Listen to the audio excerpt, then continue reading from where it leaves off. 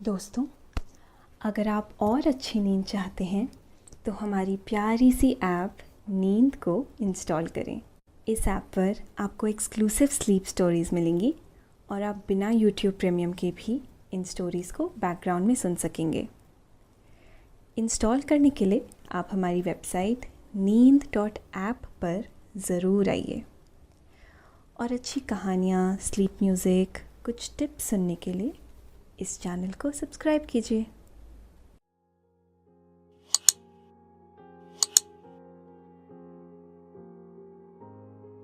नमस्कार, मैं हूं लोकेश और आज मैं प्रस्तुत करता हूं आकाश कौशिक द्वारा लिखी हुई एक खूबसूरत स्लीप स्टोरी, भीष्म के स्वर्ण तीर। ये कहानी आपको एक मदहोश कर देने वाली यात्रा पर ले जाएगी और कई रहस्यों से पर्दा भी उठाएगी। भीष्म पितामह को इच्छा मृत्यु का वरदान था। उन्हें कोई भी उनकी इच्छा के विरुद्ध नहीं मार सकता था। परंतु एक सच्चाई ऐसी भी है जिसके बारे में किसी को कुछ ज्ञात नहीं। महाभारत के समय एक ऐसा क्षण भी आया था जब भीष्म पितामह को अपनी राजभक्ति की परीक्षा देनी पड़ी और उन्होंने 5 ऐसे सोने के तीर अभिमंत्रित किए जिनसे किसी को भी पराजित किया जा सकता था। आखिर वो कौन सी दुविधा थी, वो कौन सी परीक्षा थी? दुर्योधन ने भीष्म पितामह पर ऐसा कौन सा आरोप लगाया और क्यों भीष्म पितामह ने महाभारत के दौरान उन 5 अमोघ तीर का इस्तेमाल नहीं किया? आखिर इसके पीछे क्या कारण था जिसके कारण उन्हें मजबूरन 5 ऐसे सोने के तीर अभिमंत्रित करने पड़े? आइए जानते हैं आज की इस कहानी में। लेकिन पहले आप अपने आसपास की सारी लाइट्स ऑफ करके आराम से लेट जाएं। अपनी आंखें धीरे से बंद कर लीजिए। अब थोड़ा सा अपने शरीर को आराम दीजिए। थोड़ा और आराम। अपने शरीर को बिल्कुल ढीला छोड़ दीजिए। कोई टेंशन नहीं, कोई तनाव नहीं। अपने दिमाग में चल रहे सभी विचारों को, चिंताओं को त्याग दें। एक शांति सी महसूस करें। सब नेगेटिव, पॉजिटिव विचारों को धीरे धीरे निकाल दें। हाथों को सीधा करके अपनी कमर के साइड में रख लीजिए। अपनी सांस पर ध्यान लगाएं। इसको धीमे या तेज नहीं करना है। बस ध्यान देना है कि कैसे वो आपके अंदर प्रवेश कर रही है और कैसे वो वापस आपके गले और नाक के माध्यम से वापस निकल रही है। आपका मन शांत, एकदम शांत होता जा रहा है। आप अच्छा महसूस कर रहे हैं। खुद को काफी हल्का फील कर रहे हैं। सब तरफ शांति है, सुकून है, खामोशी है।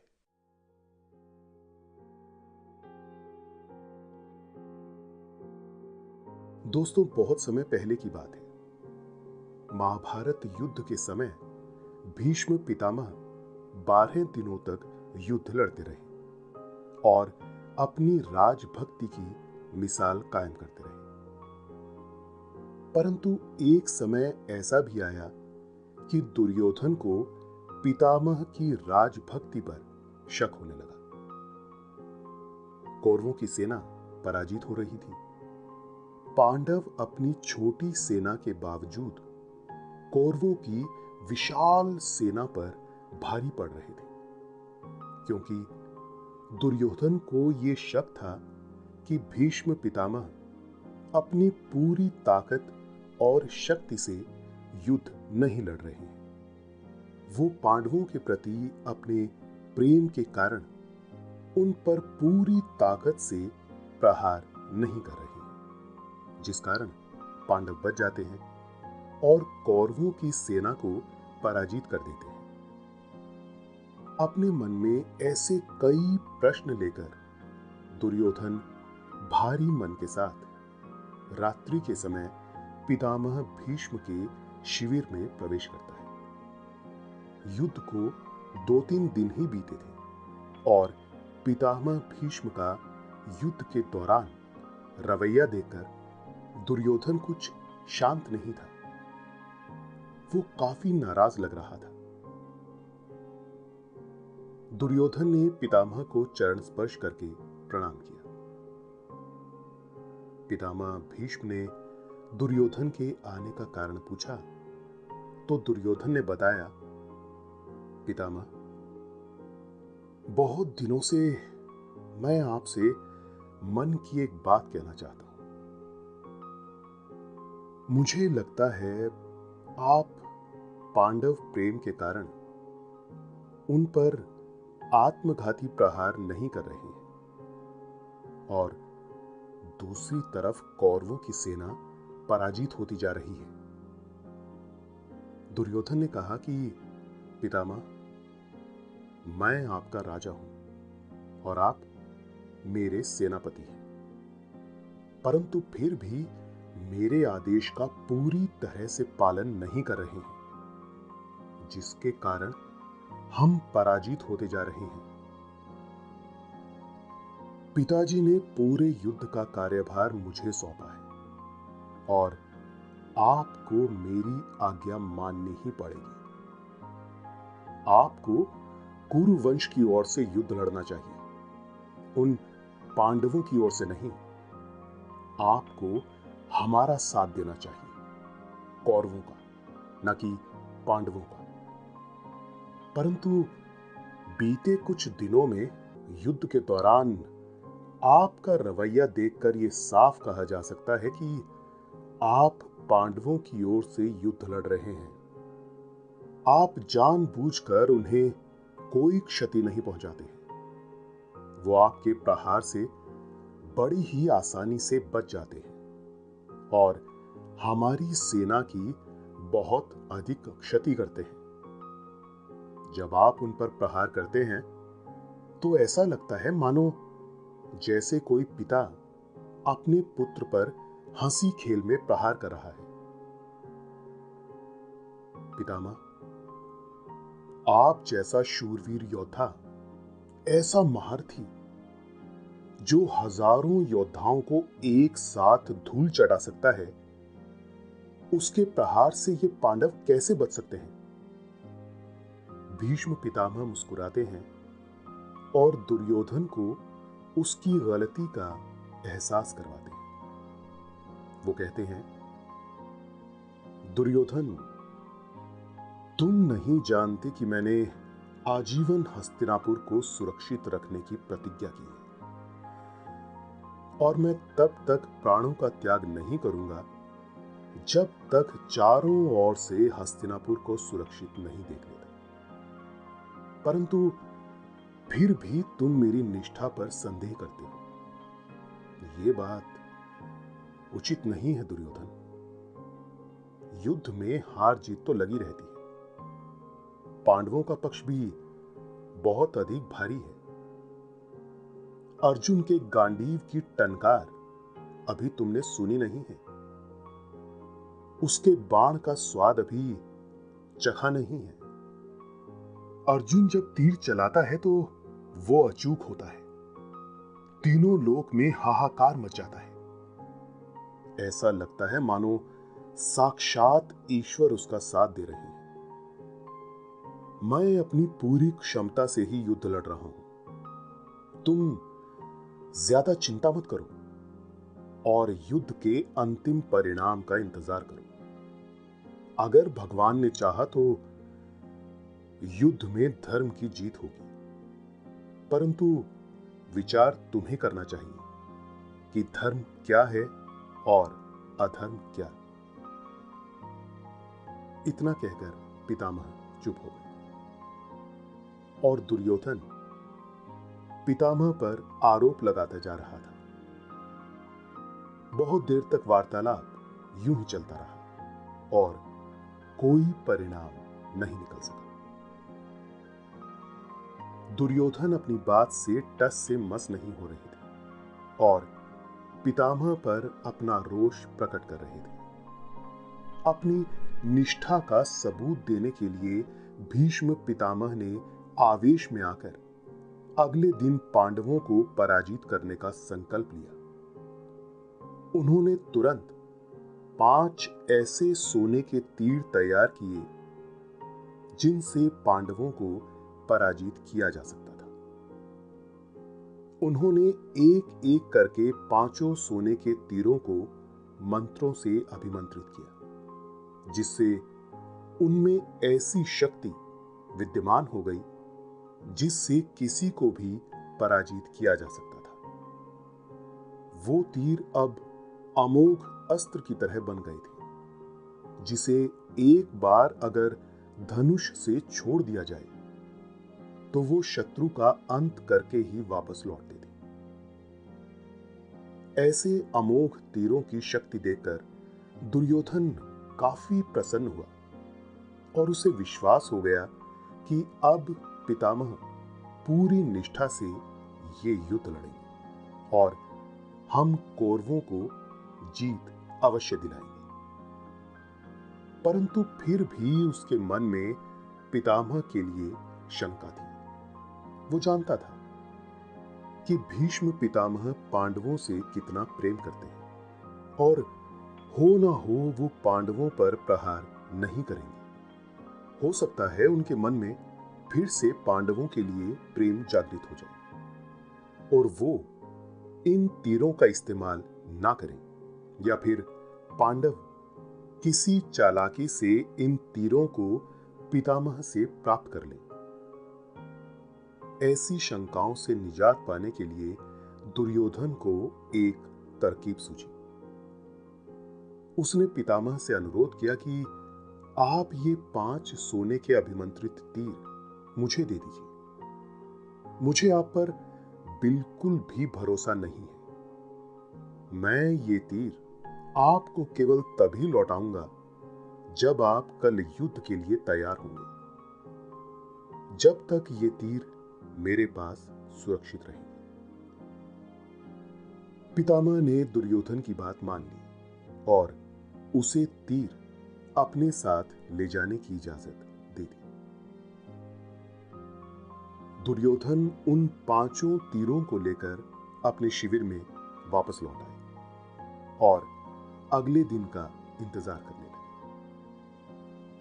परंतु जैसा कि सभी जानते हैं, श्री कृष्ण की नजरों से कुछ छुप नहीं सकता। वो हर चीज का ज्ञान रखते थे। हर अस्त्र शस्त्र का उन्हें पहले से ही पता रहता था। वो ये बात जानते थे कि दुर्योधन कभी ना कभी पितामह भीष्म की निष्ठा पर संदेह करेगा और उन्हें पांडवों पर प्रहार करने के लिए मजबूर करेगा। इसलिए उन्होंने दुर्योधन पर कड़ी नजर रखी थी। अपने गुप्तचरों का एक समूह दुर्योधन के पीछे ही लगा रखा था। श्री कृष्ण को जैसे ही पता चला कि दुर्योधन ने पांडवों की पराजय के लिए 5 सोने के तीर अभिमंत्रित करवाए हैं, तो वे उन तीरों को पाने के लिए किसी भी हद तक जाने को तैयार थे, क्योंकि वो ये नहीं चाहते थे कि पांडवों का कुछ भी बुरा हो। इसलिए वो उसी समय तुरंत दौड़कर अर्जुन के पास पहुंच गए। अर्जुन माधव को अचानक आते देख कुछ विस्मित से हो गए और खड़े खड़े सोचने लगे। श्री कृष्ण ने अर्जुन से कहा, हे अर्जुन, ये समय सोचने का नहीं है। पांडव सेना पर भारी विपदा आन पड़ी है। दुर्योधन ने तुम लोगों के लिए 5 ऐसे तीर तैयार करवाए हैं जो अमोघ हैं, जिनका वार कभी भी खाली नहीं जाता।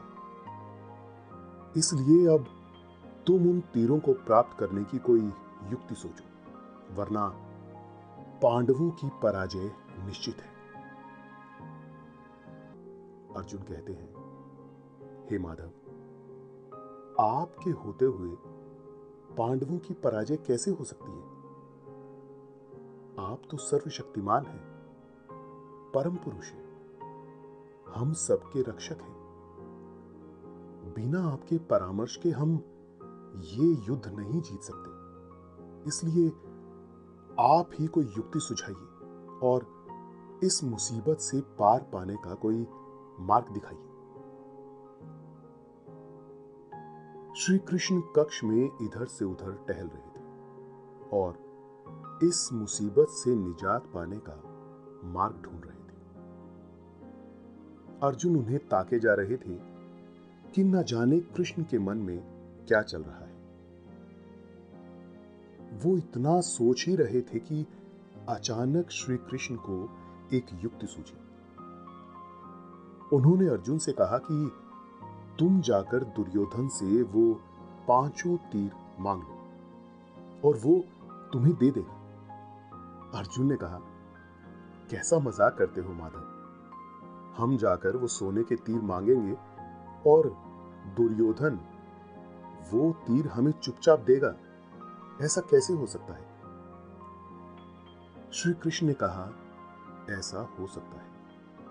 हे अर्जुन, याद करो, तुम्हारे वनवास के समय जब दुर्योधन शिकार के लिए तुम्हारे नजदीक शिविर डालकर बैठा था और तुमने उसकी जान बचाई थी, दरअसल उस समय दुर्योधन की कूटनीति के कारण पांडव वनवास भोग रहे थे। उसी समय उन्हें चिढ़ाने के लिए मौज मस्ती करने और शिकार करने दुर्योधन जंगल पहुंच गया और जंगल में ही उन लोगों से कुछ दूरी पर तंबू गाड़कर अपनी एक सेना की टुकड़ी के साथ बैठ गया और वहां पर मदिरापान और युवतियों के नृत्य में खो गया।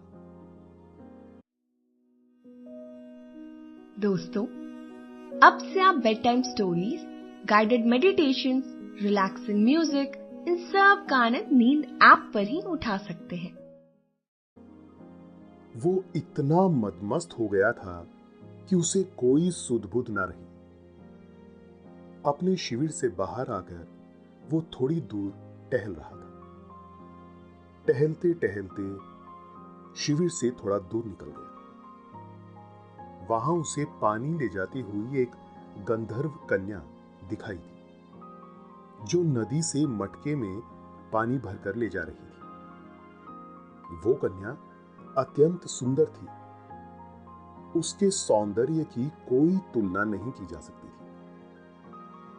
सुंदरता ऐसी थी कि हजारों अप्सराएं भी शर्मा जाएं। ऐसी रूपसी नारी को देखकर दुर्योधन का मन विचलित हो गया और वो उसके समीप जाकर उससे वार्तालाप करने लगा। बातचीत करते करते उसने उस स्त्री का हाथ पकड़ लिया और उसे जबरदस्ती अपने कंधे पर उठाकर अपने शिविर में ले आया। उसका ये कृत्य जब उस युवती के रिश्तेदारों को पता चला तो गंधर्व लोगों ने दुर्योधन के शिविर पर आक्रमण कर दिया। गंधर्व की वीरता किसी से छुपी हुई नहीं थी। उनकी सेना में एक से एक पराक्रमी वीर और मजबूत योद्धा थे। उन्होंने दुर्योधन के शिविर को चारों तरफ से घेर लिया था। जाने का कोई भी रास्ता नहीं था।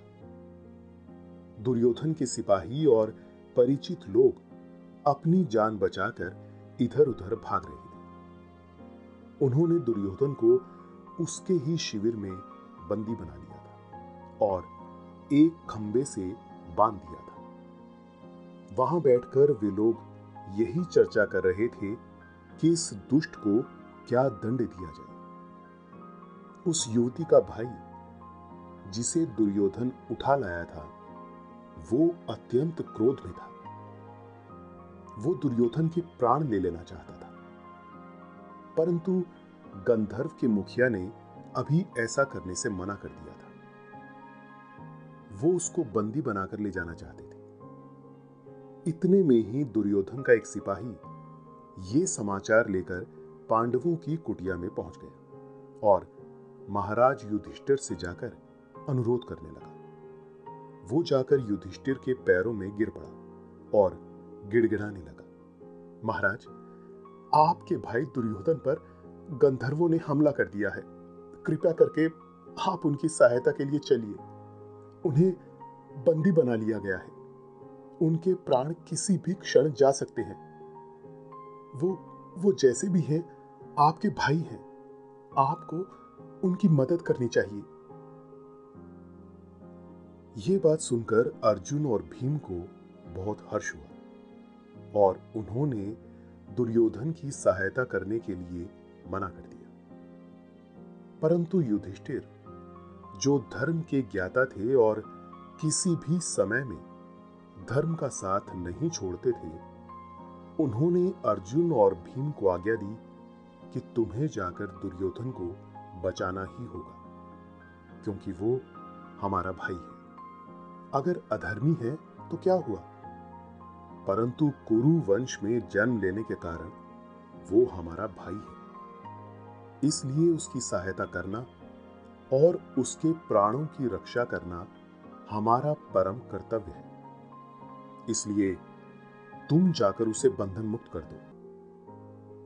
न चाहते हुए भी भीम और अर्जुन ने वहां जाने का फैसला किया और वहां पहुंचकर अर्जुन को एक अलग ही नजारा दिखाई दिया।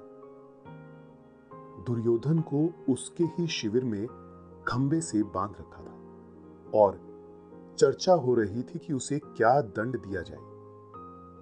इस शिविर में प्रवेश करने पर भीम और अर्जुन को देखकर सब लोग दंग रह गए।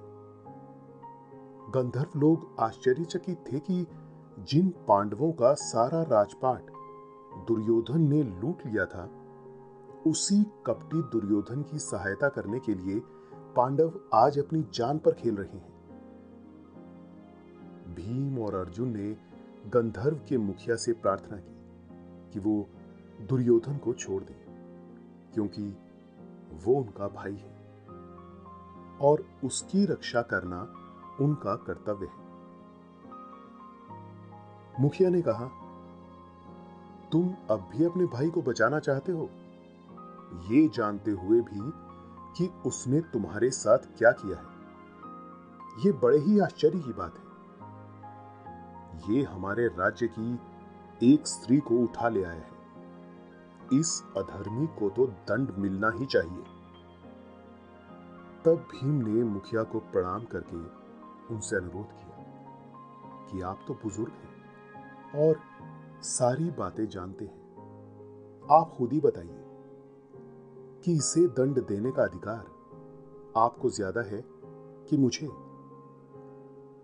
कृपया मेरी प्रतिज्ञा के बारे में सोचिए, जो मैंने दुर्योधन के विषय में कर रखी है।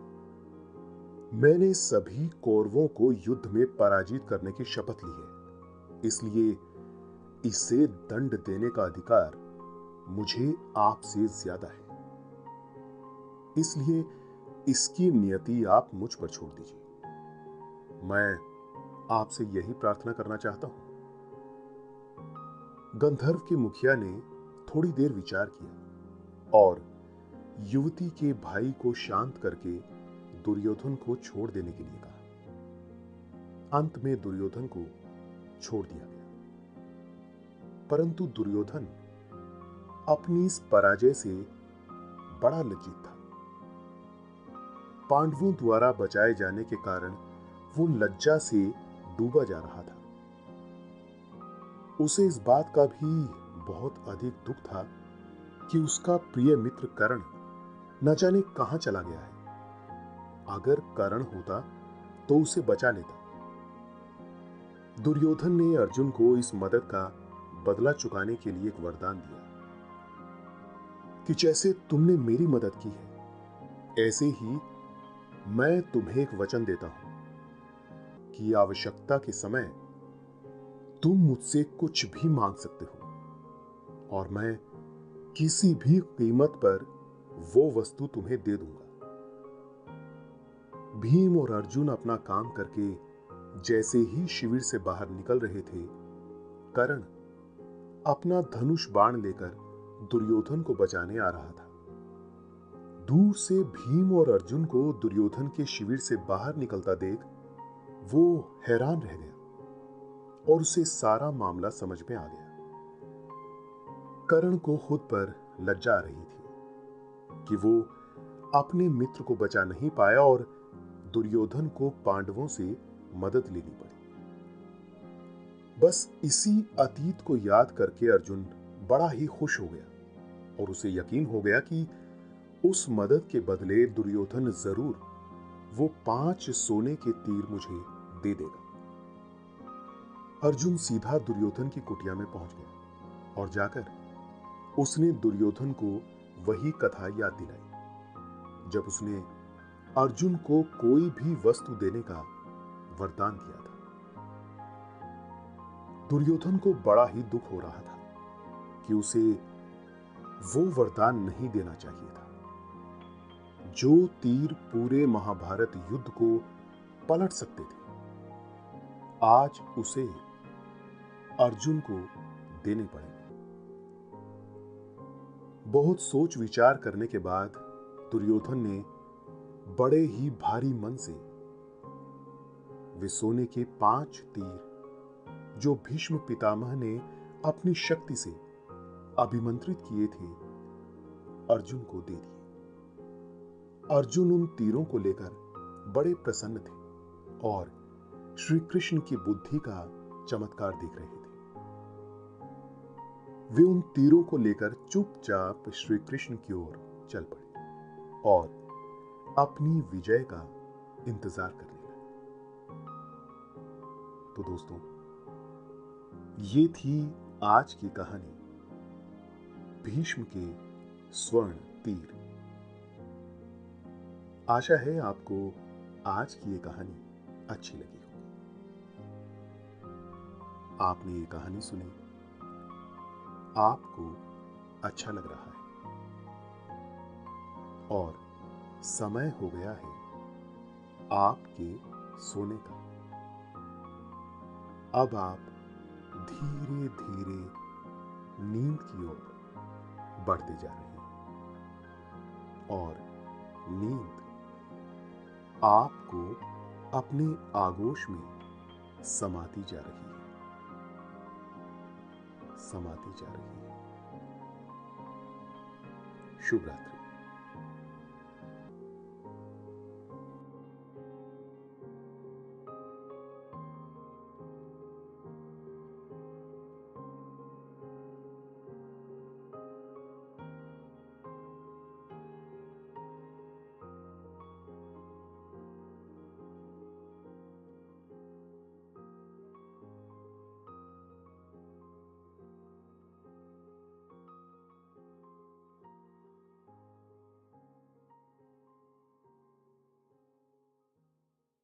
दोस्तों, अब से आप bed time stories, guided meditations, relaxing music इन सब का आनंद नींद ऐप पर ही उठा सकते हैं।